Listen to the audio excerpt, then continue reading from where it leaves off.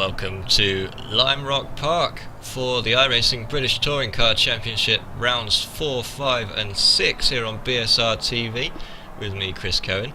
Joining us shortly will be Rob Burton as well, as usual, and qualifying is where we're going to kick things off as usual as well. So, just having a look at the stream. Oh dear, the stream's not looking too healthy at the moment, so we'll keep an eye on that. Connection problems might be abound, which would be a shame, but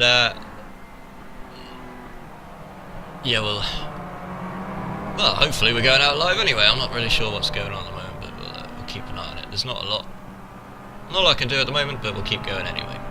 So after an exciting first 3 rounds from Brands Hatch Indy last week, in which we saw Stelian Chapalewski take 2 of the 3 wins and come second in the 3rd race, we have an interesting opening bout, as it were, in the standings. So, Stelian Chapalewski up at the top, Addison Lee Racing with 61 points. Apologies for the information at the top, it's not classification after 24 rounds, it's classification after 3 rounds. Andreas Katz is 10 points behind, but still holding his own for eBay Motors. Further, roughly 10 points back, is Richard Wilde, and Simon Field with a strong entry in 4th place.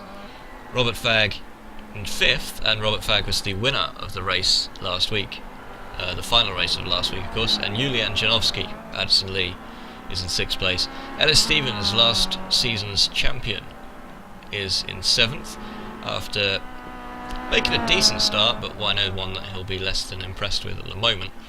And Nick McCarron 8th, Steve Richardson 9th, and Dan Hunt is in 10th place.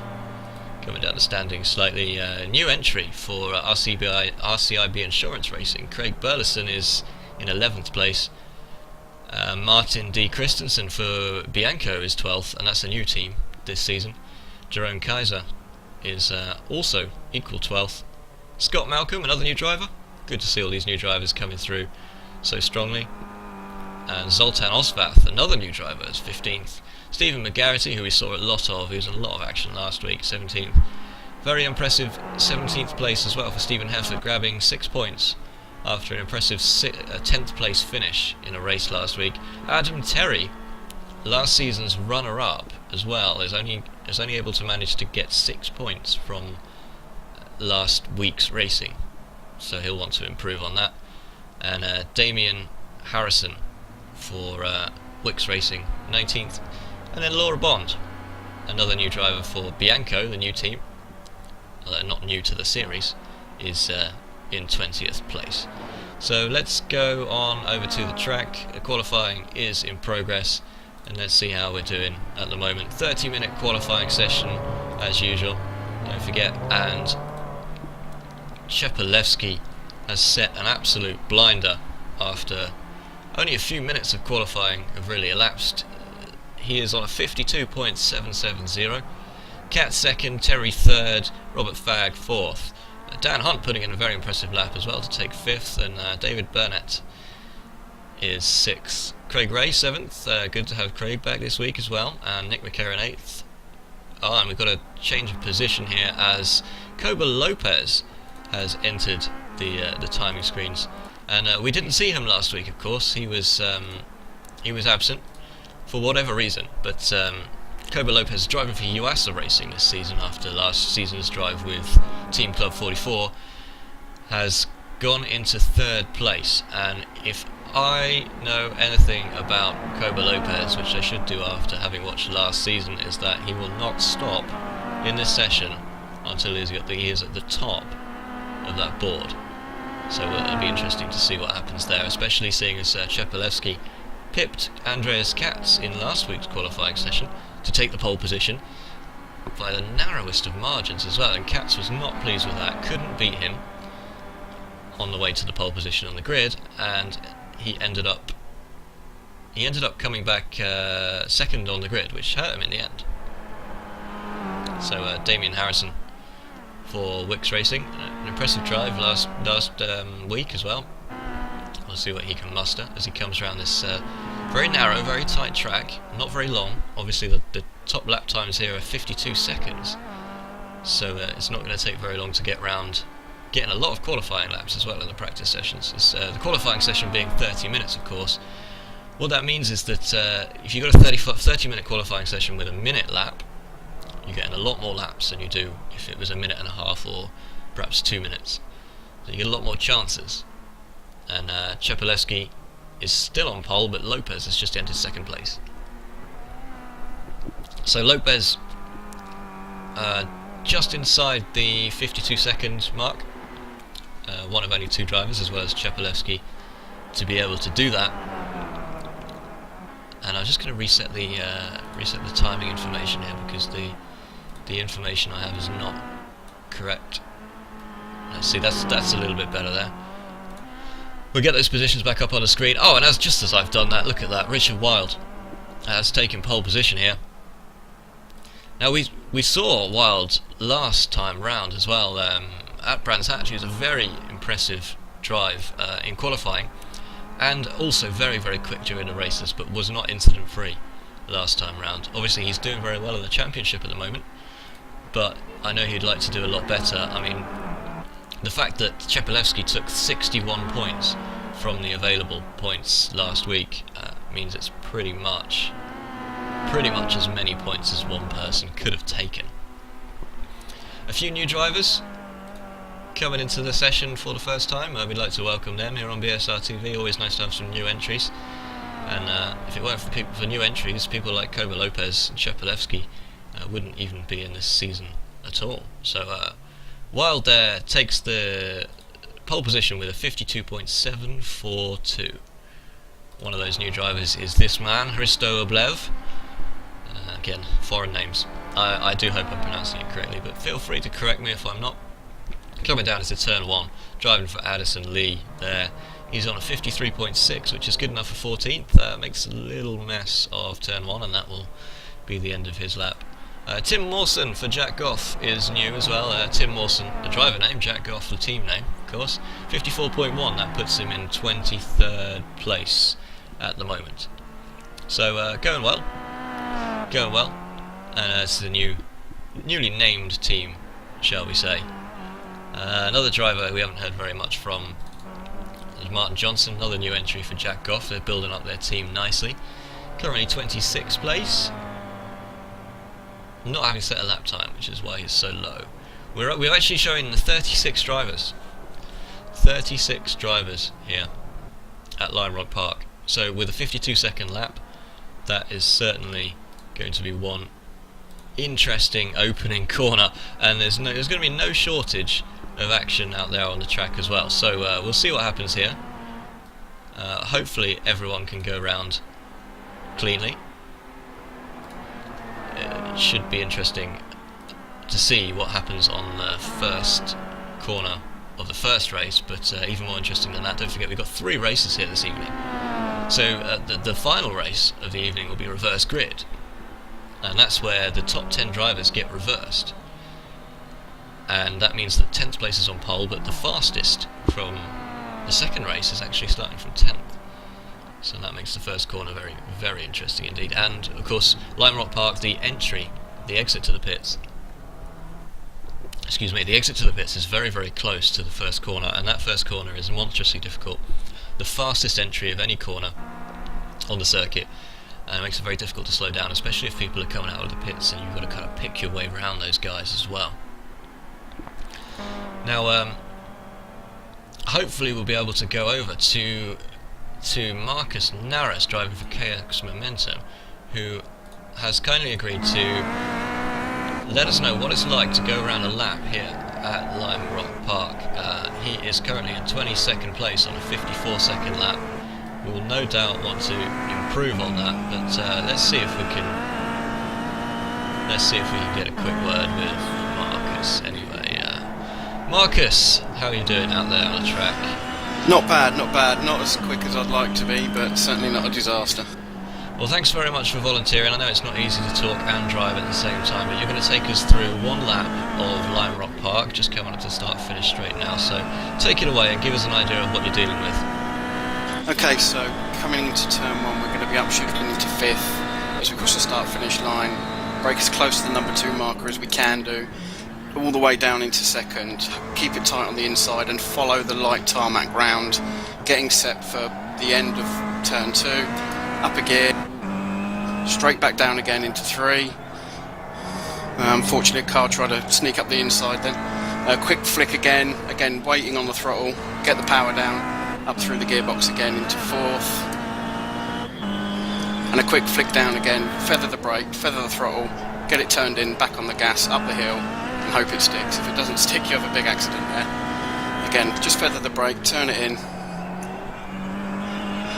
And now we're just worrying about the exit of the last turn. So we slow again, down a gear, and you've really got to get it turned in early, but avoid that curb because it throws you really offline if you hit that curb. Over the start-finish line markers, and that is obviously not the best lap we've seen because of that problem you had with the back marker as well. But it's a fascinating insight into what's going on as we watch some of these guys go around, just to actually have you talk about that as well. So thanks very much for joining us. We're rooting for you to get a little bit higher up the boards by the end of the qualifying session, but keep plugging away. Thanks very much, you and me both. I'll speak to you later. That's Marcus Naris there, driving for KX Momentum. And yeah, we just saw as he came round there, the problem is there's so many cars on the track here, and we're just watching him come up this hill. There's a distinct lack of grip at the peak of the hill, as he's touched on there, as one of the Welch Motorsports just sneaks past and he lets him through. Distinct lack of grip at the top of that hill, so what you might find is if cars don't spin out completely coming up that hill, if you just get a little bit loose, make the driver next to you panic slightly, what you might find is that that ends up causing an accident as well. Here's the champion from last season, Ellis Stevens. He's coming around, just getting some information now, by the way, that the bandwidth seems to be fine, so the connection quality is better, so it's a good thing we just carried on plugging away with that, and apologies if the early part of the stream wasn't quite right, perhaps a bit jerky or something like that, but Ellis Stevens, last season's champion, currently on a 53.8, so that's only putting him in 19th place, so he'll want to improve on that. A quick rundown of the top 10 then. We're about halfway through the qualifying session. Wild is still on pole, impressively. Chepalewski 0.028 behind. Lopez is third, and that man, like I said, won't be happy starting from third on the grid. Katz fourth. Robert Fagg, impressed us last week, is fifth. Runner-up of last season, Adam Terry, is sixth. Dan Hunt, very impressive seventh place. Dave Burnett is 8th, Nick McCarran is 9th, and Craig Ray is in 10th place. Let's go on board with Ellis Stevens as he rounds out this lap and see what he can do. Looking to improve on a 53.5 round here at Lime Rock Park. And joining us in the commentary box as we round out this lap is Rob Burton. Hello, Rob. Ian, Chris, thank you for letting me here, and yeah, it could be a fascinating 3 rounds at Lime Rock Park. I like that, you know, like, thanks for letting me in, like I let you in the door or something, I unlocked the door for you, otherwise you would have been locked out for the evening. But a 53.5 is where it is slight improvement for Ellis Stevens there, moves up to 15th, but it's quite low down the order, Rob, for Ellis. Yeah, it's quite down the low the order. A few of the drivers have started low in the last couple of races, some of the championship contenders, but as usual they do get themselves up to the top of the end of the grid during the race.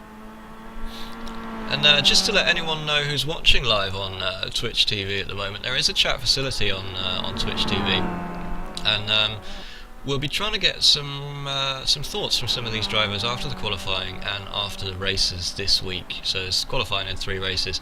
Unfortunately, we don't have a pick of all of the drivers. Some of them do like their private lives, so we can't just get any drivers you want. But if there are any generic questions you want to ask, maybe down to specific incidents or something like that, or just how it is to drive around the track, do leave something in the Twitch TV chat, and we'll see if we can pick up on some of those questions and relay them on for you. Let's have a look down the scoreboard at the moment, or the timing screen I should say. Craig Ray has been pushed down to 10th place, but Rob, Craig wasn't there last week, so he'll be keen to impress this week. Yeah, definitely. I mean, obviously it's a drop week, but it's this week and get right up there. And this season has no drop scores, so if you drop a week, you lose the points. That's no question, is there? Yeah, that's right. Yeah. So let's have a quick look at Martin Johnson, see how he's getting on, racing for Jack Goff. Another new entry for Jack Goff. Nice to see some of these teams getting built up over the weeks. There's fairly high turnover in this series as he comes over the line now. 53.5, not an improvement, but just a 10th off, so still some work to do, but 13th, definitely won't be too disappointed with that. But yeah, like I was saying, Rob, drivers come, drivers go, but in general the series continues to get more and more and more popular, and we did have one event from Alton Park, which unfortunately has a maximum pit size of 27, so we lost out there. We had to split it into 2 tiers because there just weren't enough room. There wasn't enough room in the pits. Yeah, definitely. That's true with some of the tracks. They have got smaller pit stalls, so you can't get all the drivers in one grid. And yeah, it's best to have 2 races for that event. Andreas Katz then, eBay Motors. He has one of the Jack Goff cars just up in front of him. He's on a 52.8, which is good enough for 4th position at the moment. But Chepalewski, just to let you guys know, has gone into the lead with a 52.673, overtaking Richard Wilde. And Chepalewski is the new Lopez, is he not? Yeah, definitely. He's been really fast. He's won a couple of races, even 2 races actually throughout the opening round at Brands Hatch, and he's on a roll at the minute.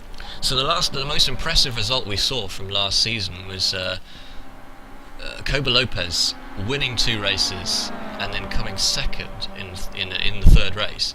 So almost maximum points there, and that was duplicated in the very first meetup last week in this season by Chepalewski.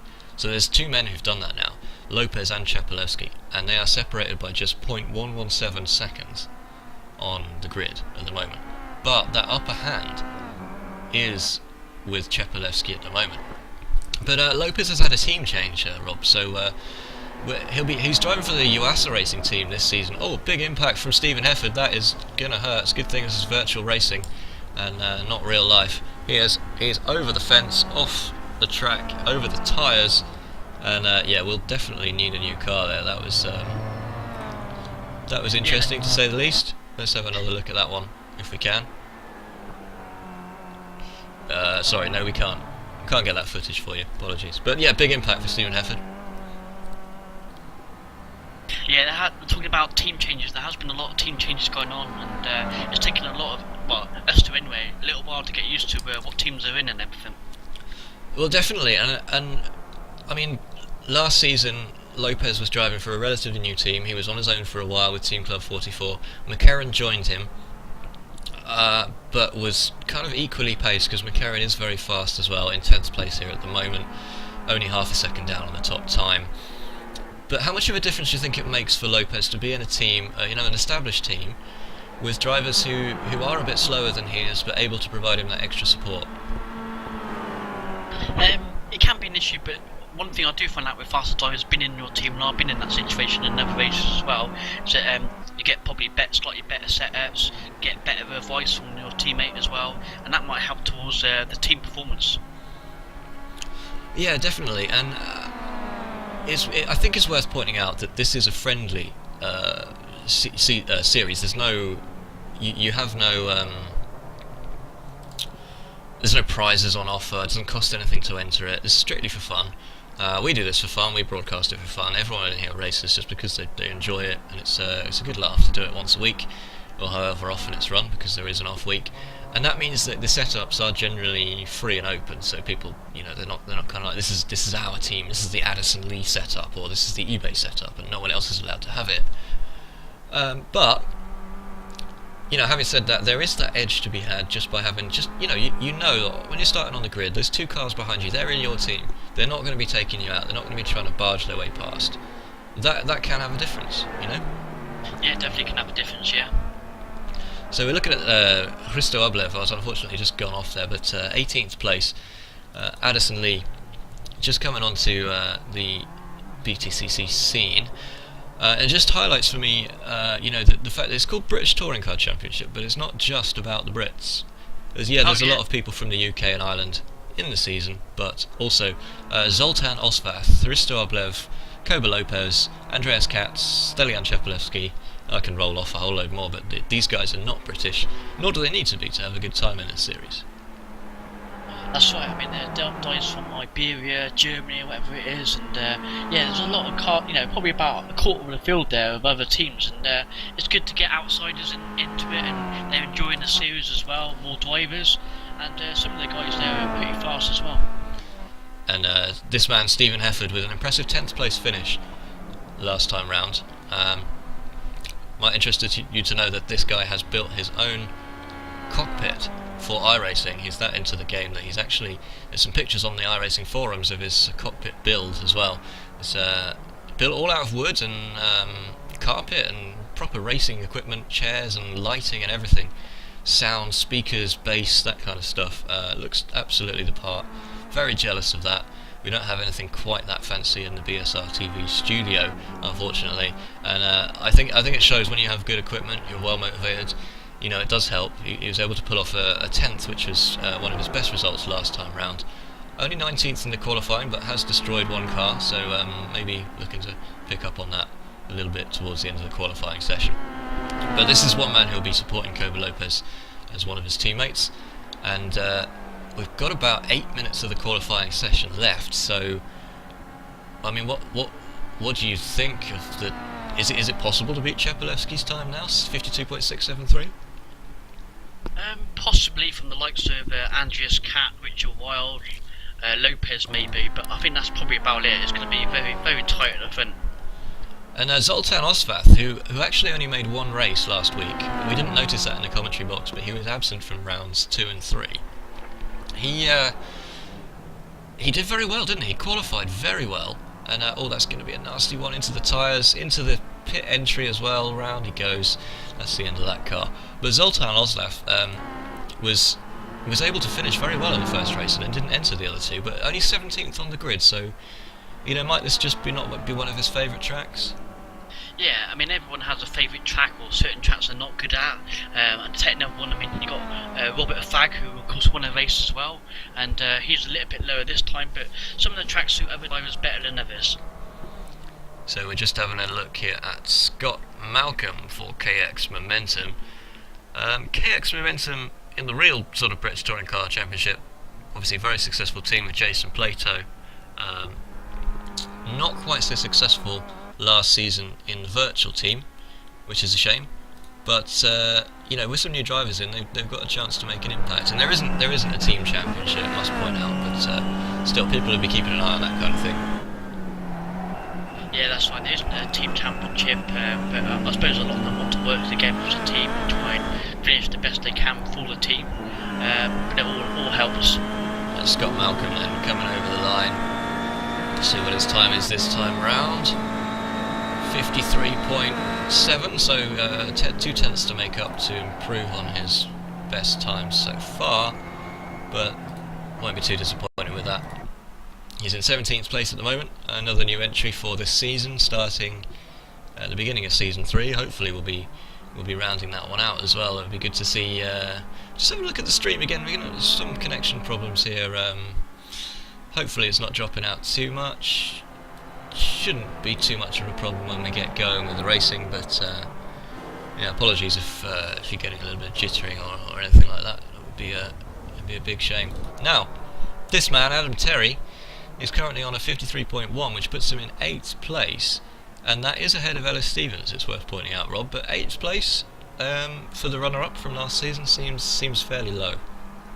Yeah, it seems very low. Like I mentioned earlier on, you know, some of the guys have qualified lower down than expected and done well in the race, but if they could qualify that little bit extra, that little bit better, maybe they'd be up the front fighting for it. Oh, it's a big moment from Terry there as he keeps the car under control quite well, but this is what we're saying coming up that hill. Very easy to get out of shape with the crest of that hill, and just caught the rear tyres on one of the curbs there, and that would have been a heart and mouth moment as he pulls it off into the pits. But we heard from Adam Terry last week. We'll be going back to that we'll be replaying that interview for you here on BSR TV during the course of the evening. And one of the interesting things that he said is, you know, he's not necessarily convinced that he has the pace, because so many fast drivers are now wanting to compete in this series. You know, he has no problem with that, but very sporting chap. But you know, with the likes of Chepalewski, Wild, Lopez, Katz, those kind of people, it may have just raised the bar a little bit, almost. Yeah, definitely. I mean, with someone around like Chepelewski and others, and they have raised the bar, I think, personally, at the start of this season, and it can only keep getting stronger, I think. I mean, everyone's going to have their ups and downs in races across the season, but just hopefully it plans out well and goes to the final while, the final couple of races at the end of the season. And Pete Foster for Pertec Racing comes across the line, 54.2 his best. This is going to be his hot lap. His previous one was an out lap, so let's see how Pete gets on as he goes round. Looking to improve on a 29th position at the moment, but so competitive out there. I mean, you really have to be. But I suppose we should say, Rob, it doesn't matter too much. Even if you're down in the 20th, 30th position on the grid, you're still racing real people. You're still having a genuinely good time. Shouldn't matter if you're at the top, right? That's right. I mean, I had races where, yeah, I might be front foot wheel, or races where I'm sort of midfield. But generally, some of the races at the end of the field and at the back are some good battles, and you're still enjoying it, even if you finish like 10th place. So coming around that last corner, and that's the difficult one to control the car on, one of the fastest corners on the track there, and Pete's done a good job as he comes over the line on a 54.4, so no improvement, unfortunately, for Pete Foster. He'll stay in 29th position at the moment, but we now have, as far as my standings indicate, correct me if I'm wrong here, because these often go wrong, but we have 37 drivers in, 37 drivers on this track, and it just goes to show how popular this league is. Is that what you're seeing as well, Rob? 37? Yeah, I'm seeing 37 as well. So Ryan Littlemore, who was someone we had from last season, but dropped out towards the end a little bit, and it is back now, driving for Airwaves. Got herself an Airwaves drive this time round. Just coming over the line to start a hot lap now. We'll see what he can do. We don't know too much about this guy, because we haven't seen him race all that much, but keen to find out what he can do, and if he can raise the bar for the Airwaves team this year. I say this season. I'll stop saying this year, because we have 4 seasons in a year, so it doesn't quite work out, does it, the way the seasons work. So Chepelewski has actually beaten his own time now. It's 52.603. He's now a full 10th and a bit ahead of second place man Richard Wilde. Lopez, meanwhile, is still in third. And I'm fairly surprised, Rob. Lopez was far and away the quickest driver on the circuit last season, and I wouldn't like. It's still early to say. I'm not going to say he's lost his edge or anything like that, but some more will be needed, obviously, and he's already putting in quite a lot. Yeah, I don't know if the car had changed much over the last season, so maybe it has changed a little bit, and maybe it's gone away from him, and he's still getting used to the car probably from the changes made. So 54.3 for Ryan Littlemore, who we were just watching, puts him down in 30th position, so some work to do, but only going to get one more lap in now. We're about a minute from the end, and this is the crunch time. This is where every driver will be out on the track trying to improve at least a little bit on the time that they've put in, and 30 minutes is quite a fair amount of time, because in theory you could fit more than 30 laps in. And some of these drivers, Craig Burleson for example, he's been around 35 times, so some choosing to make good use of it. Damien Nobel, on the other hand, only 6 laps in this qualifying session. We don't have a graphic for that, unfortunately, but I'd bring you one if we could. But Chepelewski, well, that's a fantastic time, 52.6. That's all that can be said about that, really. Very much doubt anyone's going to come in ahead of that. If anyone can, it's probably this man, Kobe Lopez, as he comes round down to the start-finish straight for what will be the last time, or will he get one more in? 52.625. Oh, that's close. Second place. That back breathing a sigh of relief there, Rob. Yeah, I mean, that's a good time. Just not quite far off Chepelewski, but he might be able to get one lap in, possibly. Well, no improvement for Katz, because Katz is coming round and he will not get to start another lap now. Richard Wilde over the line won't improve, so it looks like this is your grid. well, at least the top of the grid there. Chepelevsky takes pole position again. That man continues to impress. Lopez takes second, Wild third, Katz fourth. So this could be a familiar top four throughout this season, Rob. Yeah, I'm a little surprised there. I mean, I thought Andrew Katz would be up there second or third. Richie was putting a good performance there to finish third, I think. We should say as well that Ignacio Pinella is showing us in the session, but he's not actually set a time there. So that's interesting. Also, we still haven't seen out on track. We still haven't seen any of the new team, the BSR team. We have a BSR TV team in this championship as well. Very kindly got to enter one, but none of our drivers have actually been able to get out on track. It is a fledgling team at the moment, so we'll let you know as soon as we spot one out on the track. Hopefully next session, or if anyone does get in this session, we'll let you know and keep up to date with how BSR TV are doing. Yeah, and I know you were hoping to get out on track during the season as well, Rob. That's right, isn't it? Yeah, well, I probably will get out on the track this season. Not a great track to come to learn straight away on at Linemott Park. It's quite a difficult track, so maybe a bit later on in the season. Yeah, and that would be nice to see. You will be driving in the BSR TV team, if you're not commentating, that is. But right now, I think your efforts are much better spent than me in the commentary box, so that's where you are right now. So that qualifying session puts Chepelevsky on another pole, and I got to say I was a little bit surprised because I thought that Kobe Lopez might have been able to take it, but Chepelevsky's showing everyone who's boss right now. Yeah, definitely. He's putting in a strong performance, and I suppose it can only get better. Yeah, indeed. And just for any viewers watching live on Twitch TV, first of all, thanks for watching. And second of all, we're going to have a slightly different format this evening, where we're not going to take a very long break in between segments. So you won't have to retune. We'll just carry on going straight through. We might have a short break, but generally we'll be trying to provide you with a little bit of entertainment between the races, just as those get set up. So what Rob's going to be doing behind the scenes is telling us, giving us a quick update on just how long it is before each session starts, so we can make sure we get the broadcast software going in each session. But race 1 is probably about 10 minutes away, I guess, Rob? Yeah, about 10 minutes away. It's usually about that time, maybe a little less than that. But yeah, we'll let you know when that comes up.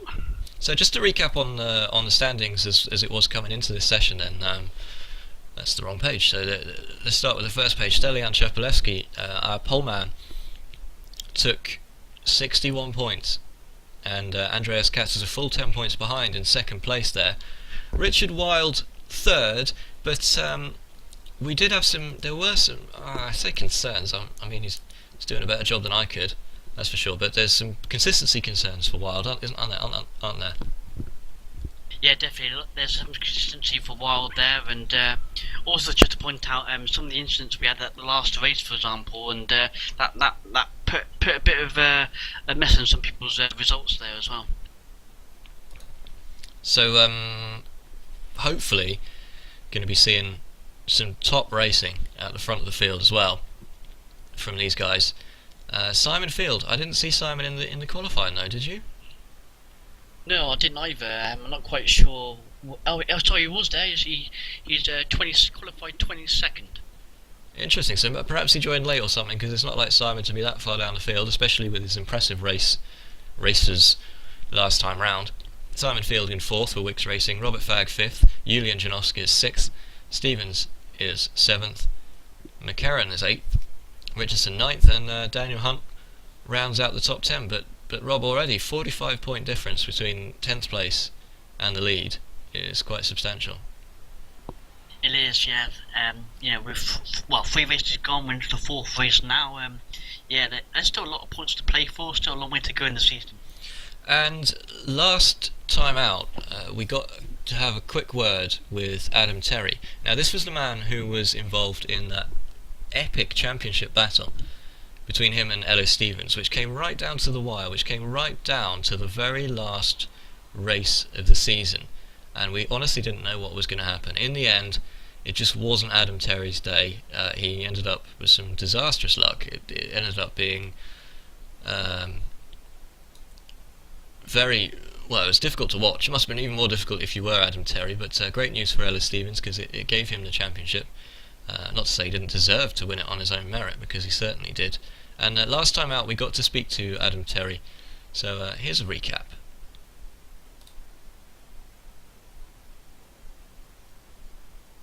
I'm going to see if I can have a quick word with last year's runner-up, Mr. Adam Terry. Adam, are you there? Yeah, I'm here, mate. How you doing? Pretty good, Adam. Thanks very much for joining us. I know that some of the viewers out there are going to want to hear your thoughts on the end of what was a very exciting season last year. How did that work out for you? That really didn't go the way you wanted, did it? Well, the season in general was, I was pretty pleased with it, to be honest. The first year in the Kia, and I was quite happy with how that went, but it all went down to the final race and the final 3 rounds, and it all went wrong on that day. It just was one thing after another. I don't think anything in general was my fault that day. It's just I seemed to come in contact with other drivers, and it was just a bit of a nightmare in general, really. And how soon did you know into that final? Because there were 3 races that day. How soon did you know? Did you think, well, this isn't going my way, I'm not going to be able to do it?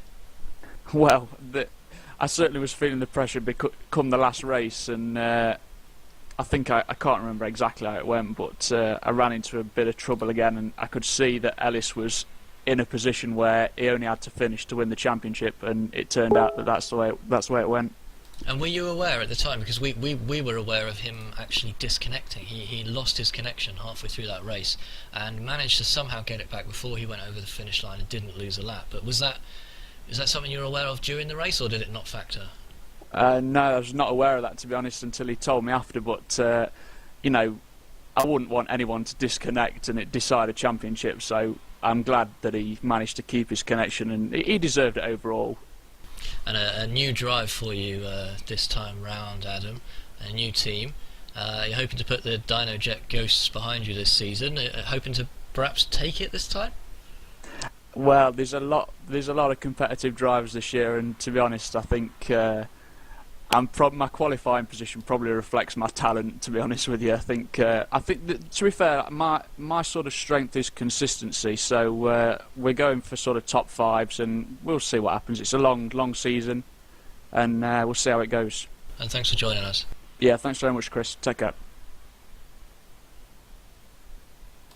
So that was.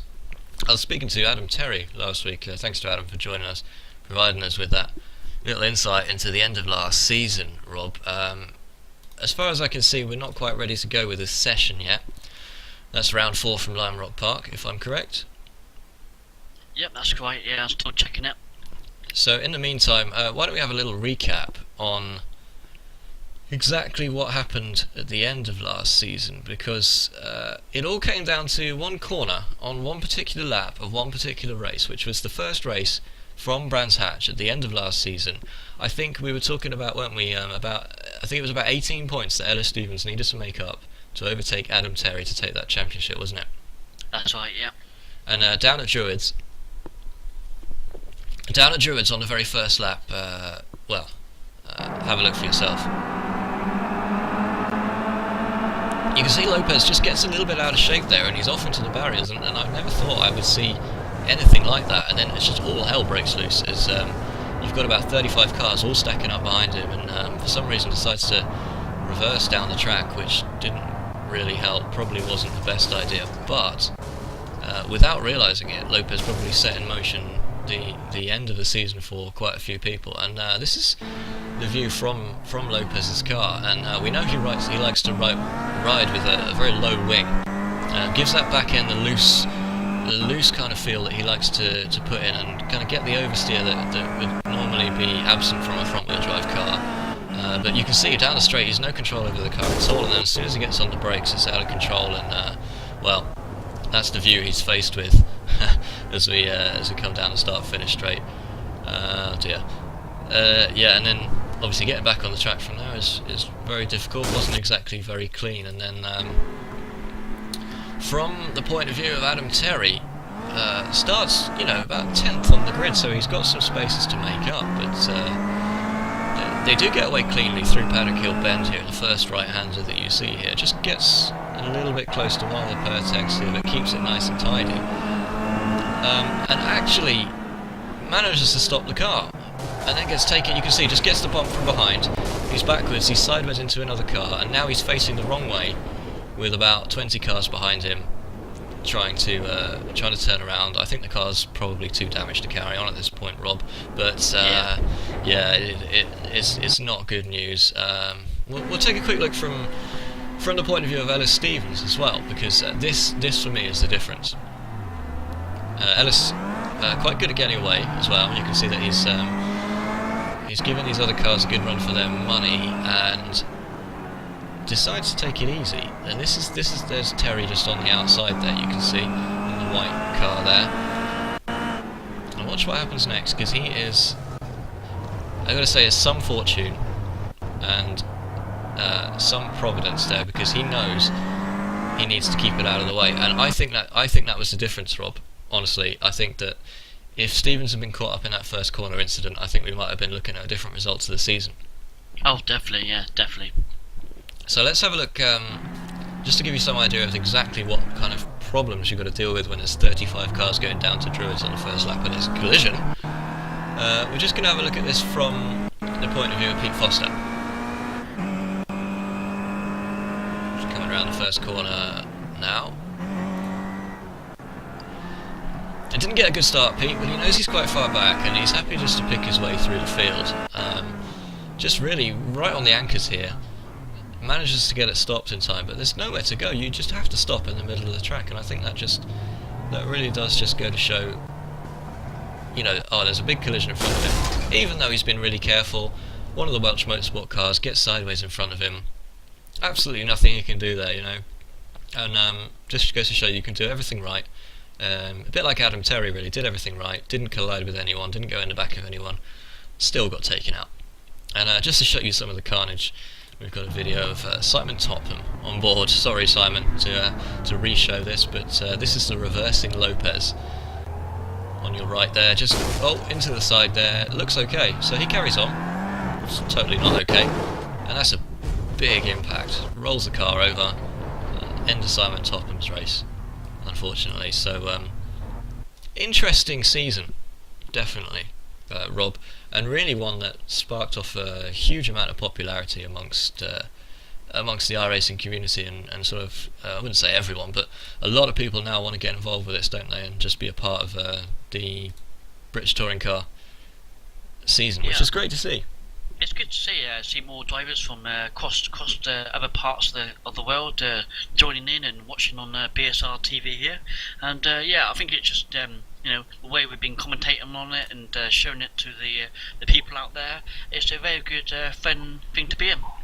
Yeah, definitely, and appreciate some of the live viewers are saying that some of the frames are getting dropped and it is a bit jerky and whatnot. We're going to stick with it. It's not too bad at the moment. We did one from Bathurst, a Mountain GT, which went awfully wrong. Connection problems and such, but we're using pretty high quality, so we're going to stay on the high quality and just see what happens. If it gets a lot worse, we can always restart the stream on a slightly lower quality instead. But yeah, apologies that it's not perfect. It definitely should be a lot better than it is at the moment, unfortunately. So the session is now up, isn't it, for round 4 from Lime Rock Park? Yes, it is. Yeah. Excellent. So round 4 from Lime Rock Park is coming your way any moment. We've got about 5 minutes of warm-up left to go, and then the drivers will be making their way to the grid. So just to recap for you, or for the first time if you're just joining us, we are looking at a Stelian Chapelewski pole position in round 4, the first round from Lime Rock Park, and we'll have Koba Lopez starting from second. So that should be an interesting start to the race. Do you think those two can keep out of each other's way? Hopefully, I'd like to see them race really well together, and hopefully they can keep it clean and enjoy the race. Yeah, I'm hoping so as well. So we're going to take a couple of minutes break here, and we're going to introduce a natural sort of point so that we can break for the benefit of YouTube as well, if anyone wants to watch afterwards on YouTube. Back in a couple of minutes when we will have round 4 live from Lime Rock Park from the iRacing British Touring Car Championship here on BSR TV. So stay where you are if you want to see round 4.